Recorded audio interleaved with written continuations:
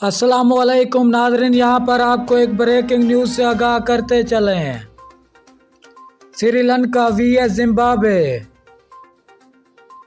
श्रीलंका की बैटिंग ख़त्म हो चुकी है। अगर आप ये सब कुछ जानना चाहते हैं तो आपको बस 2 स्टेप फॉलो करने होंगे। सबसे पहले हमारी वीडियो लाइक करें, चैनल सब्सक्राइब करें, साथ दिए गए बेल आइकन ऑल पर कर दें ताकि हर नई आने वाली वीडियो आप तक बआसानी पहुंचती रहे। तो नाज़रीन, आपका कीमती वक्त ज़ाय किए बगैर चलते हैं वीडियो की तरफ। जिम्बाब्वे और श्रीलंका के दरमियान मैच जारी है। श्रीलंका ने पहले बैटिंग करते हुए मुकर्ररा 50 ओवर में 254 रन बनाए, 9 खिलाड़ी आउट पर। जवाब में जिम्बाब्वे 33 रन पर 5 विकेट आउट। 11 ओवर का खेल जारी है।